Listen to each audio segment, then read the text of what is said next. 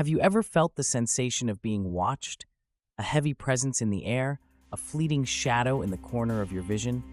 Tonight, we delve into one of the most spine-tingling urban legends, the Black Dog. These aren't just stories about stray dogs wandering the countryside. The Black Dog is a harbinger of doom, a spectral being whose glowing eyes pierce the soul of those it encounters. In these tales, you'll hear from individuals who faced this terrifying apparition and lived to tell the tale, if you can call it living. Their experiences will chill you to the core, leaving you wondering what might be lurking in the shadows of your own world. Tonight's episode is a compilation of 8 harrowing encounters with the Black Dog, from midnight chases on lonely roads to eerie visits in stormy seas. Each story unravels the legend further, reminding us of the thin veil between the natural and the supernatural. If you enjoy the dark and mysterious, be sure to like, comment, and share this video. Your support helps us bring more bone-chilling tales to light.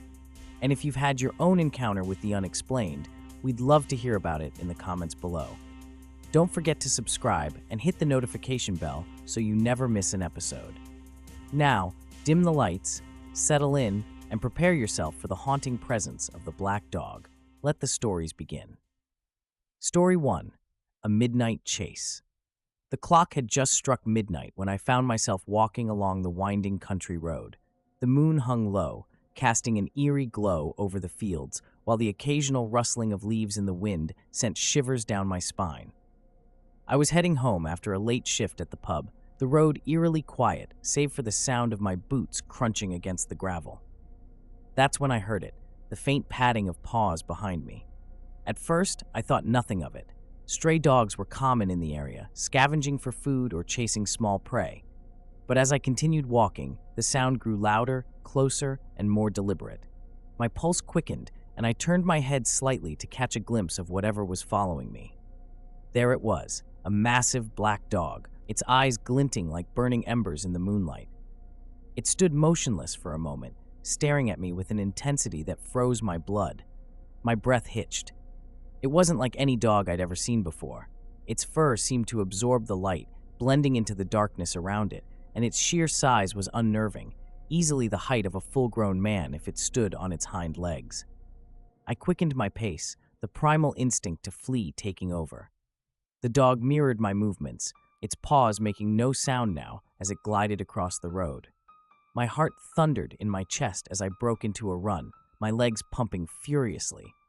The road stretched on endlessly, the familiar landmarks seeming warped and out of place in the oppressive darkness. I dared glance over my shoulder. The dog was closer now, its eyes glowing brighter, almost illuminating the ground beneath it. It wasn't running but seemed to float, its movements unnaturally smooth. I'd heard the stories before, whispered tales of the Black Dog as a harbinger of death, but I never believed them, not until that moment. My legs burned as I pushed myself harder, the faint outline of my cottage coming into view. Safety was just ahead, but the dog's presence bore down on me, an invisible weight pressing on my chest. Just as I reached the gate, I felt a rush of air behind me and a low growl that reverberated through my bones. I slammed the door shut and collapsed against it, my body trembling. Peeking through the window, I saw nothing but the empty road. The Black Dog had vanished without a trace, leaving only the lingering sense of doom in its wake. For the next few nights, sleep was elusive. I saw those glowing embers staring back at me every time I closed my eyes. The silence of the house, once comforting, became oppressive. I kept a fire poker by my bedside, though I doubted it would do much good. The following week, the news of a neighbor's passing sent another chill through me. Had the dog's presence been an omen, just as the legends said? Or was it something worse? Something that had followed me home. The thought festered in my mind. I began researching the Black Dog, reading every account I could find. The descriptions matched perfectly. Glowing eyes, massive stature, an air of otherworldly dread. Some called it a harbinger of death, others a guardian of sacred places. But one thing was certain, no one who encountered it was ever the same again. Story 2. The Hiker's Warning. It was supposed to be a weekend of solitude and reflection. I had rented a small cabin deep in the woods, far away from the hustle of the city. The forest was dense and quiet, the kind of place where you could hear your own thoughts, or so I thought. On the second night, I decided to go for a walk. The trail leading from the cabin was well trodden during the day, but under the moonlight, it took on an entirely different character. Shadows stretched and shifted, and the usual sounds of nature seemed muffled, as though the forest were holding its breath. Halfway down the path, I saw it. At first, it was just a shadow among shadows, shifting and melting into the darkness with an almost fluid grace. The faint outline seemed to flicker, as though the moonlight itself recoiled from touching it, leaving a strange void that sent a chill crawling up my spine. But as my eyes adjusted, the shape became clearer. A large black dog stood at the edge of the trail, its eyes glowing faintly in the darkness. I froze, every instinct screaming at me to turn back. "Hey, boy," I called out, my voice wavering. The dog didn't move. It just stared, unblinking. The air grew heavy, and an unnatural silence enveloped the woods. I could no longer hear the rustling of leaves or the chirping of crickets. It was as if the dog's presence had silenced the entire forest. Slowly, it began to walk toward me, its movements deliberate and predatory. I backed away, my flashlight trembling in my hand. The beam briefly illuminated its form, and I noticed something strange. Its paws left no imprints on the dirt trail. I turned and ran, the primal urge to survive overriding my fear. Behind me, the dog's low growl rumbled, and I could hear its footsteps now, louder and faster than before. When I reached the cabin, I slammed the door and locked it, breathing heavily. I peered through the curtains, expecting to see the dog outside. Instead, I was met with emptiness. But as I turned away, I heard a soft scratching at the door, followed by a low, guttural growl. It stayed there all night, and though I never saw it again, the terror of that encounter lingers in my mind to this day. The next morning, I found strange marks on the cabin walls, as though claws had raked across the wooden exterior. My car, parked just a few feet away, wouldn't start. I felt trapped, stranded in a place where the black dog seemed to have claimed dominion. The isolation that I had once craved now felt like a prison, and I began to wonder if I'd make it out at all. Story 3. The Forgotten Graveyard. I was on a photography trip, chasing my fascination with forgotten places and the stories they seemed to hold. Ever since I was a teenager, abandoned buildings and graveyards had captivated me, as if the echoes of those who had once walked there whispered their secrets through the decay. This trip was no different, a chance to capture the eerie beauty of what had been left behind, to immortalize it in my lens before time consumed it completely. That's how I stumbled upon the old graveyard, hidden behind a crumbling stone wall. The air was thick with decay and the weight of forgotten memories. As I set up my camera, the sun dipped below the horizon, plunging the graveyard into shadow. I was focused on framing the perfect shot when I heard a low growl behind me. Turning slowly, I saw it. The black dog, its eyes glowing like molten gold. It stood atop a weathered grave, its gaze fixed on me. Something about its presence felt wrong. It wasn't just the fear of being attacked by a stray dog. It was a deep, primal dread that clawed at my chest. The dog let out a bone-chilling howl that echoed through the graveyard, and the wind picked up, whipping through the trees. I grabbed my camera and started backing away, but the dog followed, its movements silent and purposeful.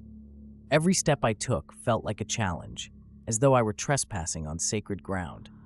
My foot caught on a root, and I fell hard, the camera slipping from my grasp. The dog loomed over me now, its breath hot and rancid. It snarled, revealing teeth that gleamed unnaturally in the dim light. Just as it lunged, a voice rang out from the shadows. "Leave him be!" An old man stepped into the clearing, holding a lantern.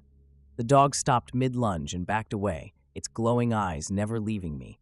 Without a sound, it vanished into the darkness. The man helped me to my feet, his face pale and weathered. "You're lucky," he said. "That's no ordinary dog. It's a guardian of the dead, and it doesn't take kindly to trespassers." I thanked him and left the graveyard as quickly as I could, but the black dog's image stayed with me, a reminder of the thin veil between the living and the dead. In the weeks that followed, strange occurrences plagued me.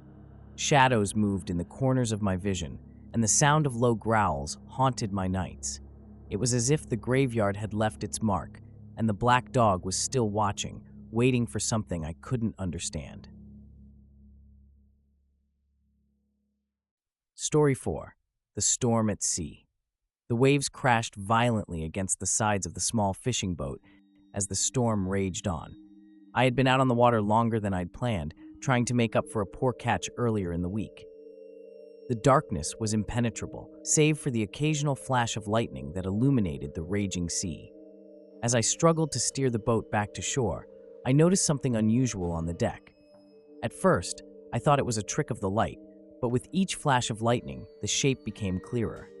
There, sitting at the bow of the boat, was a massive black dog. Its eyes glowed an eerie green, and its fur was slick with seawater, yet it seemed unbothered by the chaos around it. A chill ran through me, colder than the biting wind. The dog stared at me, its gaze unyielding, as if judging my very soul.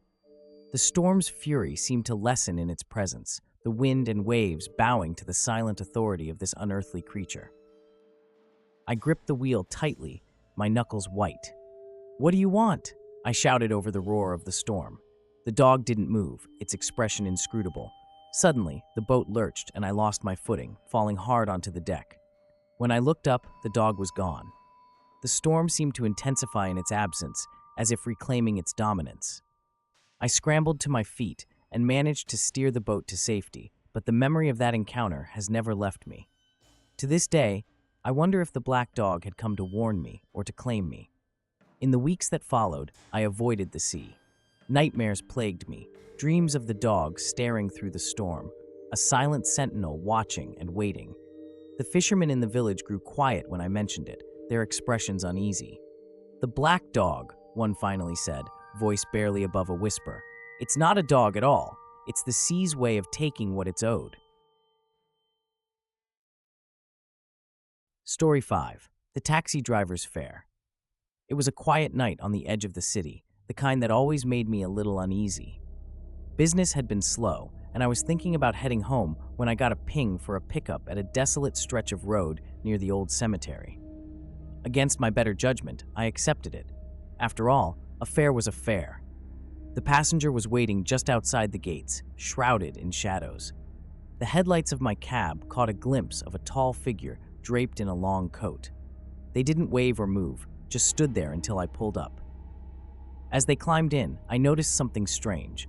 A black dog sitting just outside the cemetery gates, its glowing eyes fixed on the car.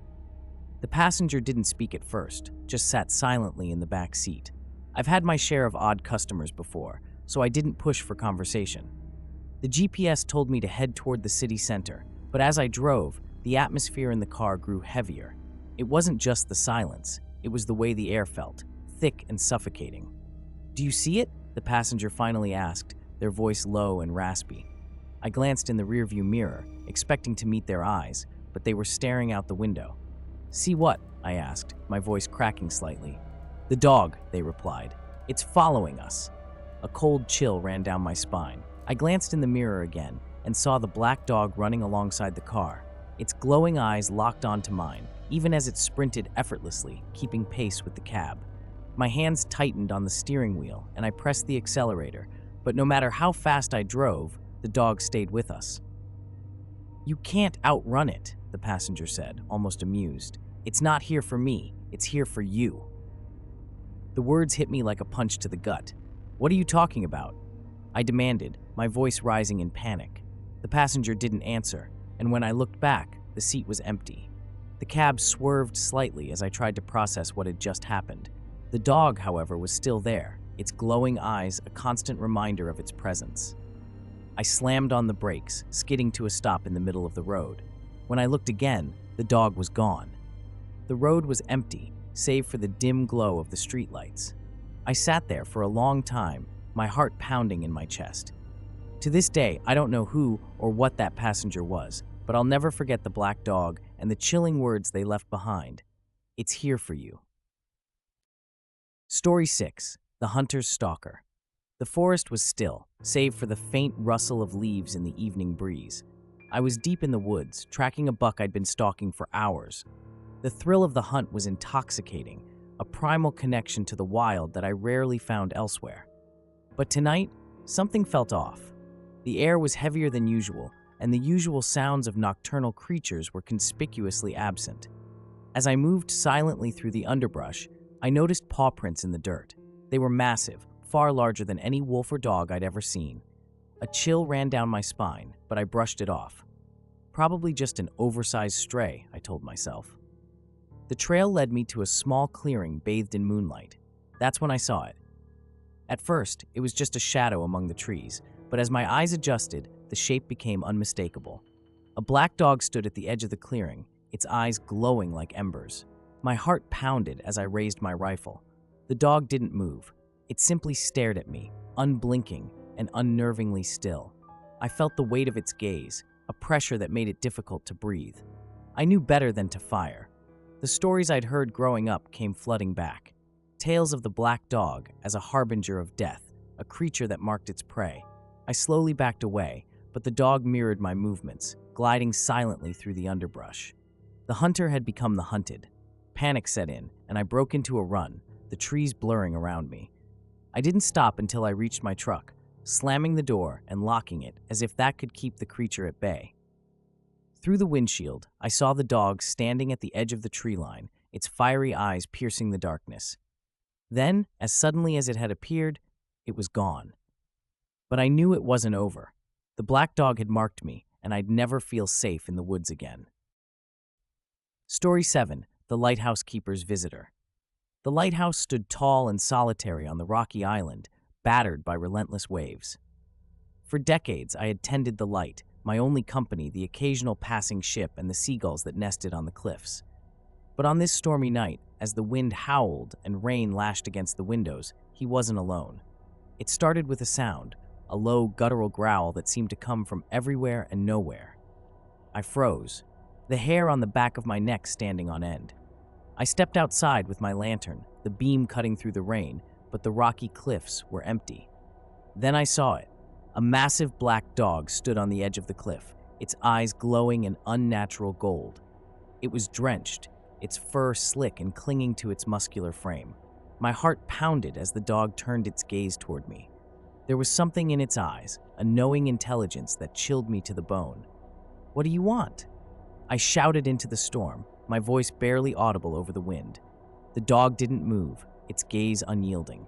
I backed away, retreating to the safety of the lighthouse. But even inside, I felt its presence, a shadow lingering just beyond the threshold. When I dared to look out the window, the dog was gone. But the unease remained, a gnawing fear that something had changed. In the days that followed, the light in the tower began to flicker and fail without explanation. I couldn't shake the feeling that the black dog had brought more than just fear. It had brought an omen. Story 8. The Train Passenger. The train was nearly empty as it rattled through the countryside, the rhythmic clatter of wheels on tracks the only sound. I sat near the back, my eyes fixed on the darkness outside. I'd taken this route dozens of times, but tonight felt different. The air in the carriage was heavy, almost oppressive. At the next station, the train came to a screeching halt. I glanced out the window and froze. There, on the platform, was a black dog. It was massive, its fur blending seamlessly with the shadows. Its eyes glowed faintly, fixed directly on me. He turned away, hoping it was just his imagination. But as the train pulled away, he saw the dog again. It was running alongside the tracks, keeping pace effortlessly. My stomach churned as I realized it wasn't just a stray, it was something else entirely. The other passengers seemed oblivious, engrossed in their phones or staring blankly ahead. My breathing quickened as the dog's gaze bore into me. At the next station, the train stopped again, and the dog was there, waiting. It didn't move, but its presence was undeniable. By the time the train reached my stop, I was drenched in sweat. I stepped onto the platform, my legs trembling. The dog was nowhere in sight, but I knew it wasn't over. As he walked home, I felt its unseen presence, a shadow following just out of sight. The black dog had marked me, and there was no escaping its gaze. Each encounter with the black dog left its mark, a testament to the legend's enduring power. For some, the black dog was an omen, a shadowy harbinger of misfortune or death. For others, it seemed almost protective, as if guarding ancient secrets best left undisturbed. Whispers of the black dog echoed in local folklore, each story adding another thread to the tapestry of its myth. Perhaps it was the embodiment of our collective fears, or perhaps it truly was a creature that defied understanding. Either way, the black dog's legend endures, etched in the memories of those who have crossed its path. Whether as a harbinger of doom or a guardian of forbidden places, its presence was undeniable. And for those who crossed its path, the experience would haunt them forever.